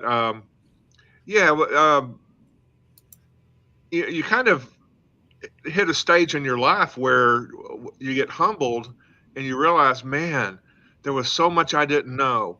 And I didn't even have the imagination to realize that there was a path I needed to go down to learn everything I needed to know about, whether it be science or just, dealing with people or what have you. It's just amazing. And you just have to be careful by saying, the kinds of things that Cindi is saying, but she's doing it from a place of maybe a sincere desire to know, but she's going to the wrong people, cue Sal Cordova, going to the wrong people to get that information. I I don't think it's from a sincere place to know. I think it's from a place of wanting to validate presupposition. That's really all it is. And that's where you're going to just end up picking and choosing and creating straw men and somehow saying like, well, they don't have any facts. Okay. Right. Yeah, this is all about basically, if you believe in evolution, then you won't believe in God. And we have to save you, right? Right. But the truth is that the creationists are doing more harm to belief in God. Yeah. Anybody? That's true. Yeah. I mean, there are a lot of people who get indoctrinated with this garbage early. And then once they start to learn more about the actual evidence and they realize that they've been lied to for years, they give up. Those are the most radical atheists that you find. Like someone like me who grew up not in a particularly religious home. Okay, I'm not particularly religious anymore, but hey, I'm willing to go to the Unitarian Universalist Church and learn a little bit about this. I'm not staunchly atheist. Yet the staunch atheists that I met, the ones who are really militant about it, they're the ones who grew up in like fundamentalist homes for the most part. Yeah. And I get it. Like if you've been lied to for years and years, and you finally realize like, wow, all this stuff I learned is complete garbage. Now I'm pissed. Like, sure. Yeah. If anything, they're making it worse for themselves. Oh, go ahead. I was an agnostic until I started studying neuroscience and consciousness. And now I am a staunch atheist because I don't believe in the possibility of mind without body. So, I have always thought that the next few discoveries, the next couple of years and decades of neuroscience might be the next big target for the people who are like the intelligent design folks and religious fanatics. Yeah, because they're going to start saying some of the models that we'll be developing about consciousness and that mind body duality is not a real thing, that it's a result of neural activity. They're going to not like that. If they knew more about it, they would probably be just as pissed off about neuroscience as they are about evolution. And if we ever get to the point where we have machines that are truly AI like us and are conscious, they are going to burn those machines at the stake. Yeah, probably. Because they're not going to give them their proper due, even though they're fully conscious, sentient beings. Right. And that is going to be a fucking tragedy if this shit keeps up. Right. Anyway. Definitely can't let dogma take charge of the people that are in science or even in fields like government. And the one thing keeping me from embracing religion as a concept, number one, I don't believe in a God, so that eliminates most religions. And two, I don't believe in dogma. I believe dogma is inherently harmful. That if we're going to have a persistent and ongoing set of beliefs, there had better be people to ask, how do you know that? Why do we know that? Why should we do that? And to always be skeptically challenging the people in charge. And religion just does not lend itself to that.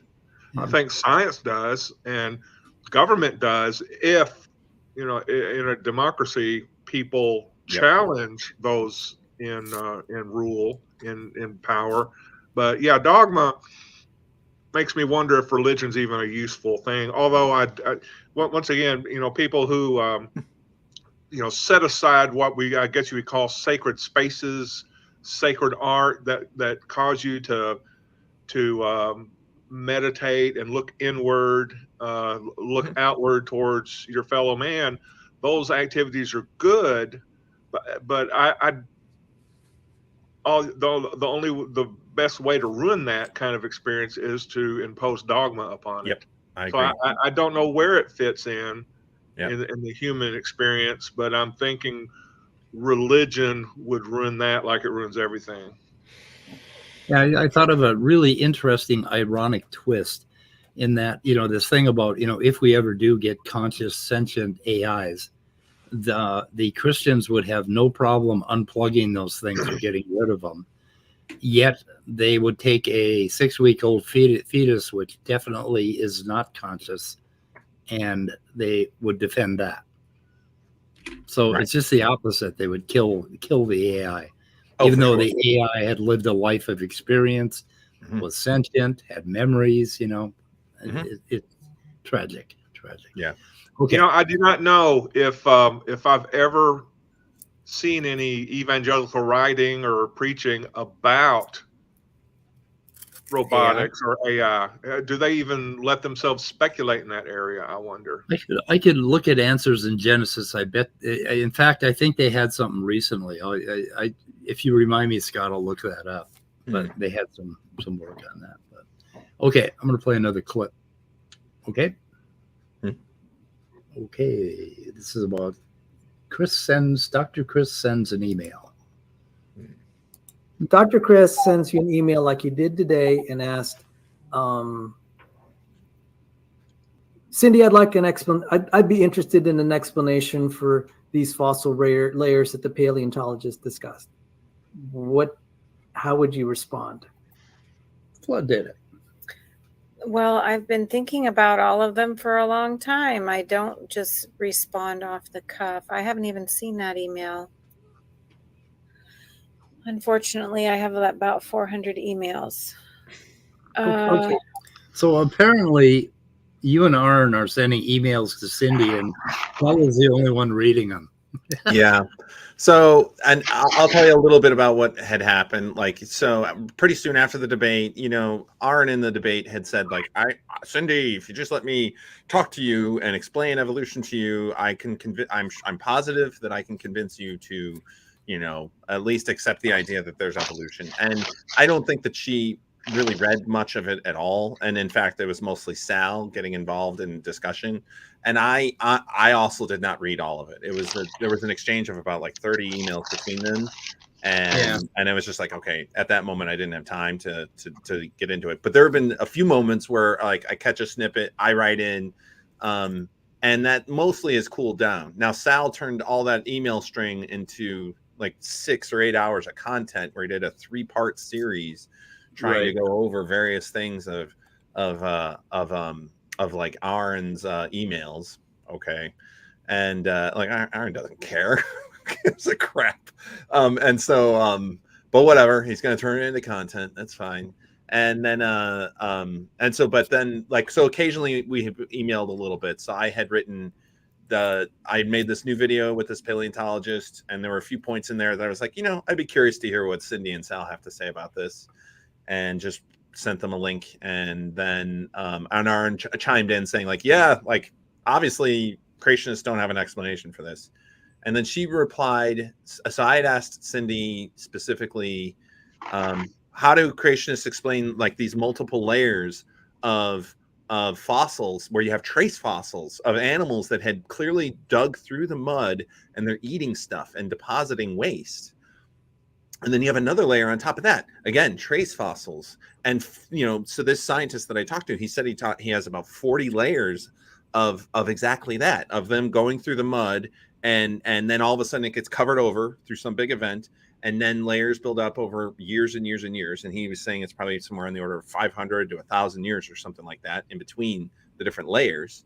And then you have more trace fossils, and then all of a sudden it gets covered over in some big event, like some massive storm. And of course, one massive storm for each layer, but 40 layers preserving a biological community one after another. And he literally is lifting these layers off as if they're giant sheets, lifting it off, evaluating the community, and then below that is another layer of another community of basically freezing a snapshot in time of what was happening at that moment. So how did this Noah's flood explain this event? If it's just one massive event, that you would have all these sediments of perfectly preserved soft body animals, and the trace that they made through the mud and all the poop that they left behind, this is all stuff that's in those rocks. And there's no explanation. If it was all churned up through some massive global event, Why do we only find these animals and not say like mollusks or fish or marine animals, marine mammals? I mean, and why wouldn't it all just be mixed up? Why would you have all these layers? No explanation. Yeah. So that's all I was asking. Like, how do you explain this? What is the flood geology, and how does that explain this? And her reply was like, no, it doesn't. Something like that. I don't know. Like, she just one word reply. And so I wrote again. I don't know. It's a waste of time because, like, obviously you're not going to get like a thorough response or anything. I'm curious though. I'd be curious to hear from another creationist about what the model is and how you explain that. I agree, because sorting order, you know, which is their go-to, just doesn't fit. Does not. Not when you have little nests and stuff, you know. Right. Yeah. All put away. Multiple layers of an animal tracing through, and clearly took some time and like pooped, or that they made these impressions as they went through, and then it was covered over, and then you have another layer on top of that, and then eventually that one was covered over, and he's got like petrified. You know. Well, no, I'm thinking of birds, but you know, you have. I think they've discovered fossils of you know, rodents and things with children in utero. You know, and it just seems like a flood of the magnitude that would be required to move all that ocean and stuff just would not leave anybody intact. In fact, here, I'm talking about it. I can show it right now. Do you mind if I show? No, go right ahead. All right. I linked that in my description, by the way, that talk with the paleontologist. Yeah. So, all right. Let me see. So here's.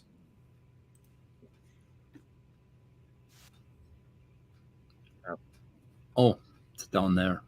Way down there. I got a cat in the way. Sorry. I'll take care of it. Okay, there you go.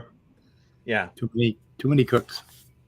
So this is you know, picture of Scott and his team pulling out these layers of these fossils. That's a different Scott. Different Scott.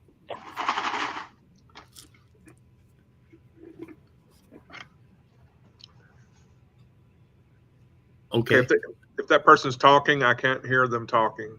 Oh, right. You can't hear him talking. Okay. Yes, that's right. We were having that problem before. Well, I can just show it, right? And I explain it, and anyone can go and watch it on my channel. Yeah, that would be great. See, like, this is one layer. This was like the bottom of the ocean someplace. And then here's another layer right on top of it. And they pulled 40 of these off. And every single layer will have impressions of a lot of different of these weird animals that are tough to even put into different phyla. And the traces of them. And if I skip ahead, you can see like an example of what some of that looks like. Yeah, or maybe it's behind. There's a picture of what they look like. So this is Dickinsonia. Over here, some of these are Dickinsonia, some of these are others. And this is what these animals look like from the reconstruction that we can tell. But you don't see any marine mammals. You don't see, you know, fossil. You know, oh, that's my intro there. I can see you playing. Yeah, and he had one image in here of what they. Yeah, here it is. The trace animal. This is the trace animal of what this would have looked like. So there are some animals that are sort of worm-ish. They're not entirely sure what they are, but this is what the trace would have looked like. And he said literally, like, they go through the muck, and this is what gets covered over. And with every single layer, they can see this. So how would that be consistent with Noah's flood if a massive flood was churning up the ocean and all these animals would have been preserved? Yeah, well, basically everything would be a one big blender. Yeah, it'd be like having an earth smoothie. Right. No, and instead what we see is this like perfectly preserved community. And then you take off the next layer, and then you see another perfectly preserved community. But in their minds, they basically think, okay, this massive flood, tsunamis, then there was like rain, then it was like gently washing away, and then suddenly a dam broke and all this chaos happened. So in their minds, they have this intuitive idea, which is the same as if a tornado built a 747 out of a junkyard. Yeah, right. It's as absurd. They don't have a problem with that kind of improbability. No. Well, that's because they can accept that on faith. Yeah, there you go.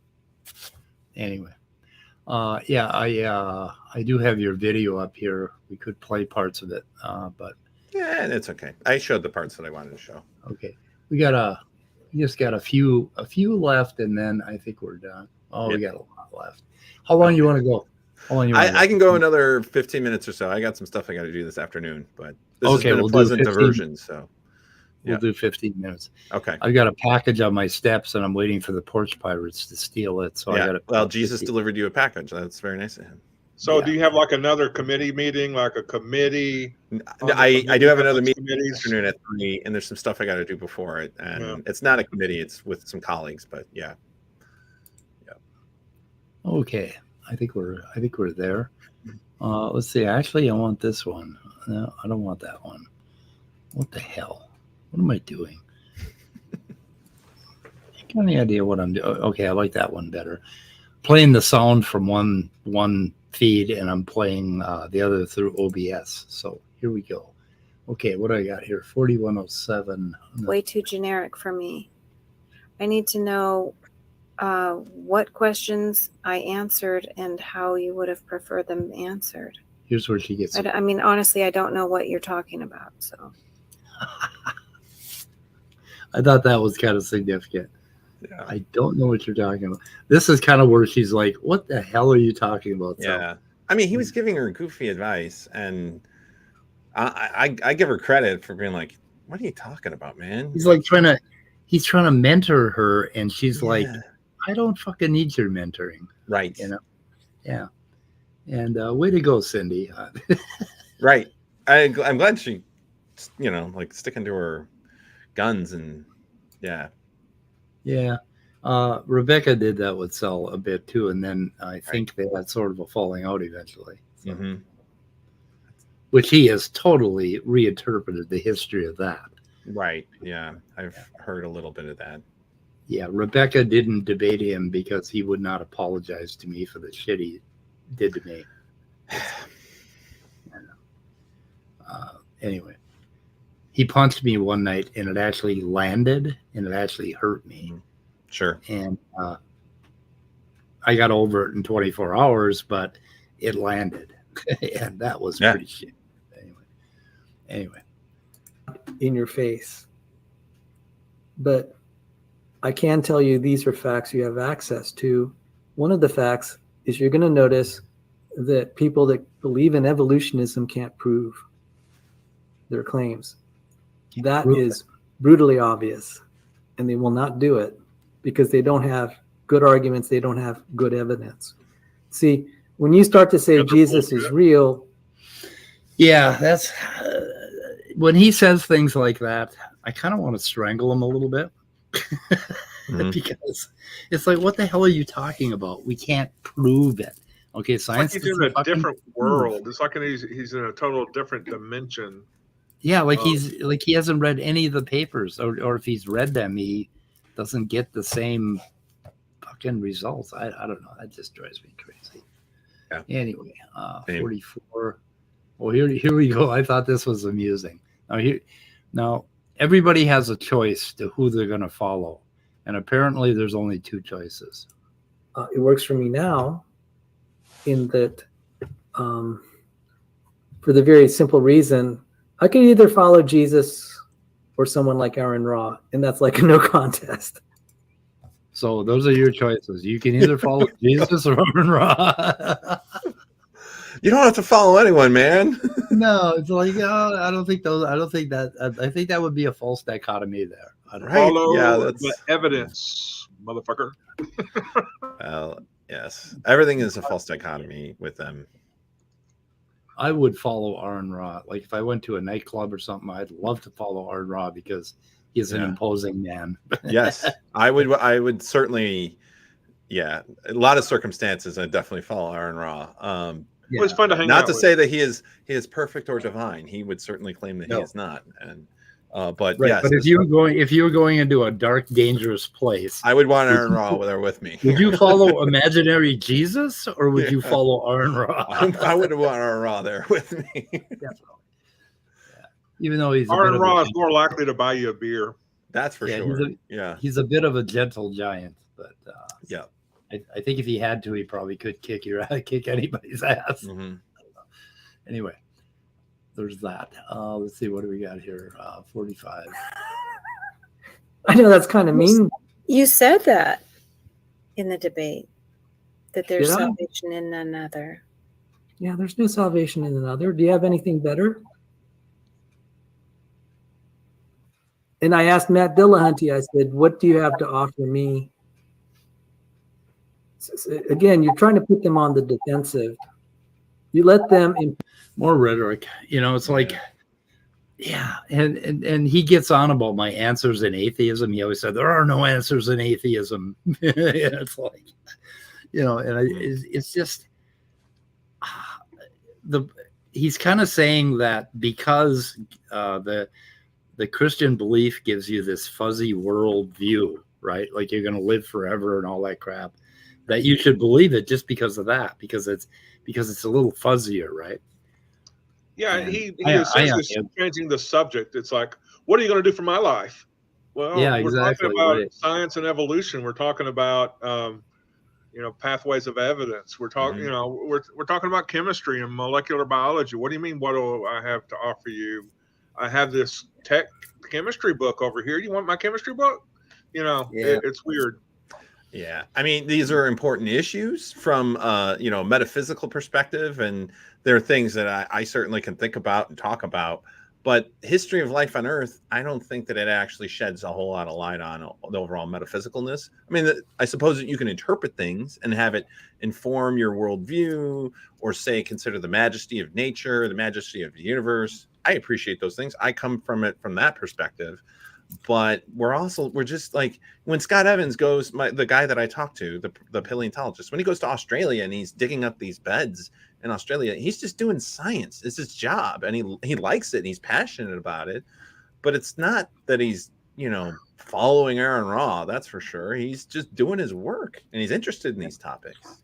Well, if you want to hear the metaphysical part, go to Bree's channel on Gaia, and that resonates with me. I'm afraid of eternity. I'm not afraid of death, which is, and I've come to that over the course of my life. When I die, it's going to kind of, I mean, that's sort of a happy event for me, my own annihilation. So yeah, the Buddhist perspective. Yeah. Anyway, answers in atheism. There you go. What do we? Oh, this is good. This kind of says a lot about the man. No matter how good my arguments are, the only reason that they're a prop to humiliate, and not in a bad way. But I can just point out they have nothing to stand on. They're a prop in order to demonstrate that they don't have good arguments. Yeah. So we are a prop to humiliate. I mean, he's not wrong. That is basically what these debates are about. Yeah. I mean, I'm doing the same thing. I wouldn't say my goal is to humiliate. Like, I'm not trying to humiliate Sal or Cindi. But I do want to poke holes and show how absurd their arguments are. Yes. That humiliates them. Okay, well, sorry, that's not my goal. The debate, you're trying to overshadow your opponent. I'm sorry, using rhetoric. It's the rhetoric, using argument. Logic. Not. I don't think the goal is to humiliate. No.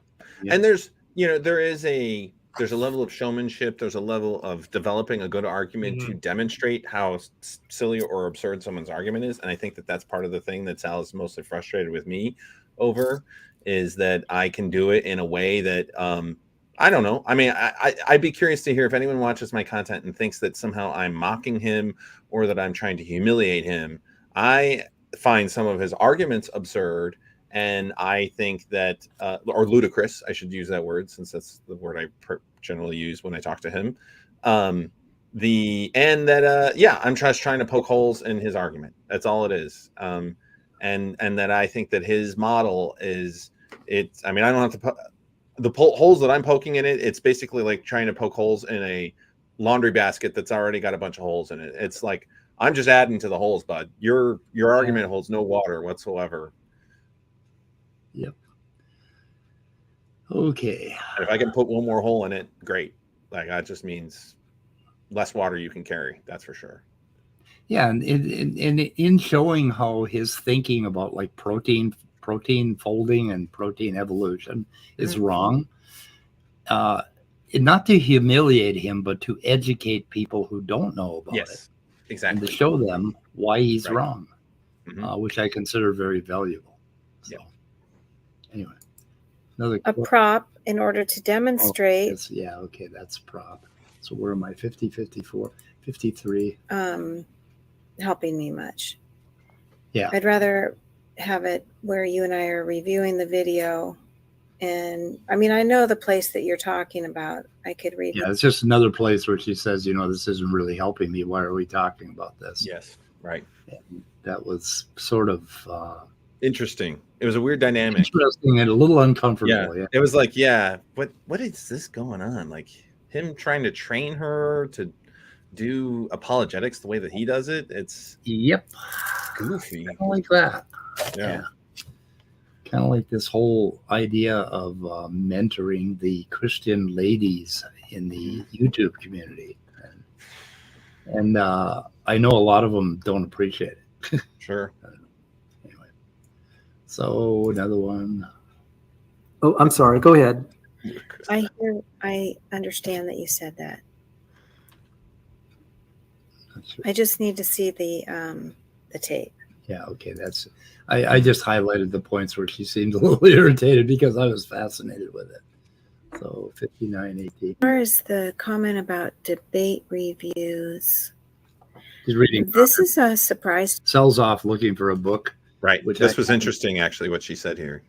Yeah. The Counter-Creationism Handbook. I actually have it in front of me. To me, I didn't know this was going to be a debate review. I thought this was going to be the tie-in between gambling and science and statistics. Yep. Yeah. And this is like an hour in, and it's him mostly coaching her on how to do debates at this point. And apparently she didn't even know that this is what was going to happen. Yeah. It's weird. Yep.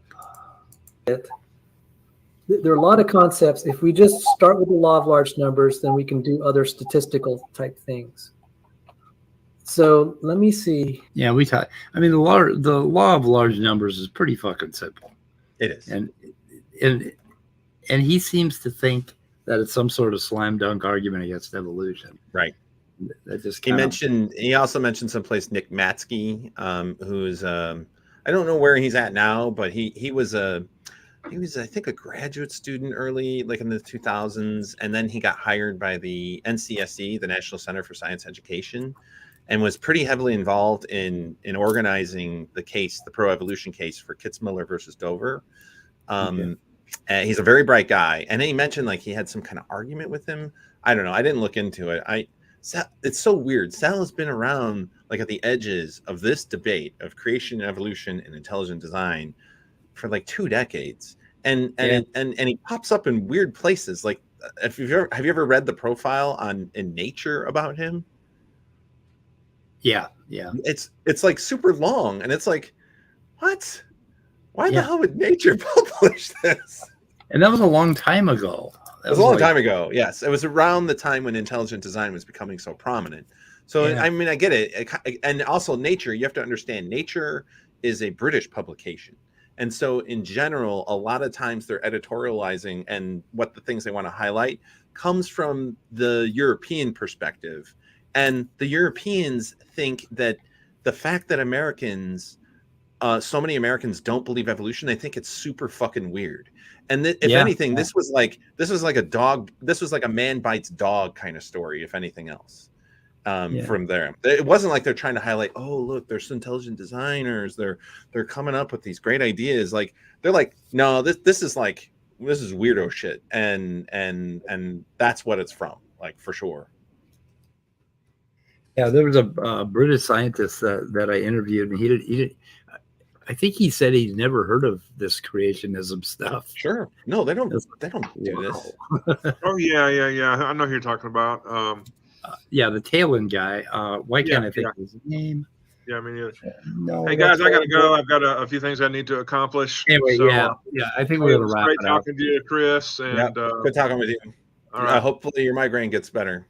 It's getting better. It's just the pill leaves me sleepy half the time. So. Understandable. Talk to y'all later.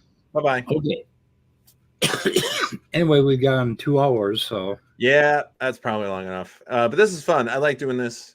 I'll be honest, like I'm trying to not think too much about Sal. really, but you know, like it's like kind of what you said. Like, sure, he does come up with stuff, and then sometimes you get to think about it, and then like you said, mostly realize that it's just kind of garbage. But you know, like I do like, you know, if there's more to talk about with him, I'm happy to do that. But I'm also happy to talk about other stuff too, from time to time. I don't want to be like the Sal guy to come on and. Well, I kind of am. I mean, if I were to fan my camera around, you'd see all these charts on my wall with all these like clippings from Sal, you know, Cordova. I mean, the entire room is covered. Oh, I'm sure. I can see. It's just all off screen. Yes. Yeah, and there are strings connecting them all. Of course. Yes. Yeah. No, that's me. Yeah. Because it's like, you know, but the thing is, like, he also is relatively prominent. Like, he is going on modern day debates, and he does publish a lot on this whole thing, and with the videos, and his channel is growing some, and it's just part of the bigger project of, I think I see intelligent design getting more prominence, and he's obviously just part of that, and so that's why I kind of became engaged in this topic again, because after Kitzmiller versus Dover, it was like, this is kind of dumb. Like, you know, these guys, they're way on their heels. It, you know, like the case, they lost, and they lost big, and it was pathetic. And so now I feel like they're sort of recuperating and rebuilding their forces. They have a plan. Plan. Right. Yeah. The Wedge document was their game plan, and obviously it sort of failed, but I sort of feel like, well, they're sort of picking up the pieces and trying to go with it again. Yeah, and if the Republicans had their red wave like they wanted, and Trump got reelected, that plan would start to show up in schools. Sure. Yeah, honestly, like it's different now than it was in the 2000s. You have these nutty arch conservatives who I could easily see them, like I could see things switching very quickly in this country if they were ever to take power, and you know, it would be scary. It would not be the slow sort of, you know, oh, well, we're going to put creationism in there, but it's going to be intelligent design, and we're just asking questions, and we want to teach both sides of the story. It'll be a lot more fascist, and yep, for sure. And like shootings that happen in like Colorado this weekend, you know, like it's scary. It's really scary. Yep. So okay, we're going to shoot her in the head. Okay. All right. Good deal. Goodbye, cruel world. Goodbye, cruel world. Goodbye, everyone.